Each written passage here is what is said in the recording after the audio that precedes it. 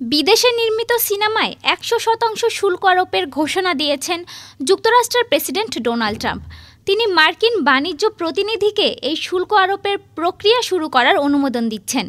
Trump দাবি করেছেন, এই শুল্ক আরোপের কারণ হলো আমেরিকার সিনেমা শিল্প দ্রুত মৃত্যুর দিকে এগিয়ে যাচ্ছে। তিনি অন্য দেশগুলোর সমন্বিত প্রচেষ্টাকে দায়ী করে বলেন, তারা সিনেমা নির্মাতা ও স্টুডিওগুলোকে নানা ধরনের প্রণোদনা অফার করছে এবং এটিকে তিনি জাতীয় নিরাপত্তা হুমকি বলে বর্ণনা করেন। সামাজিক যোগাযোগ মাধ্যম ট্রুথ সোশ্যালে ট্রাম্প লিখেছেন, আমেরিকায় বানানো সিনেমাকে আবার মহান করতে চান তিনি। এবার শপথ নেওয়ার আগেই ট্রাম্প ৩ চলচ্চিত্র তারকা জন ভোইট, মেল গিবসন ও সিলভেস্টার স্টালোনকে বিশেষ দূত নিয়োগ করেছিলেন। তাদের কাজ ছিল হলিউডের ব্যবসার সুযোগকে প্রমোট করা। ট্রাম্পের মতে, হলিউড মহান কিন্তু সমস্যা সংকুল জায়গা। সিনেমা শিল্প গবেষণা প্রতিষ্ঠান প্রটপ্রো এর মতে, বৈশ্বিক নানা চ্যালেঞ্জ সত্ত্বেও যুক্তরাষ্ট্র বিশ্বের সবচেয়ে বড় সিনেমা তৈরির কেন্দ্র।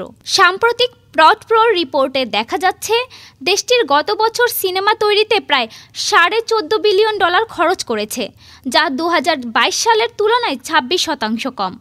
বিপরীতে এই খাতে অস্ট্রেলিয়া, নিউজিল্যান্ড, কানাডা ও যুক্তরাজ্য ওই একই সময়ে আরও বেশি বিনিয়োগ পেয়েছে বলে ওই রিপোর্টে বলা হয়েছে। ডেস্ক রিপোর্ট, আজ বার্তা, ঢাকা।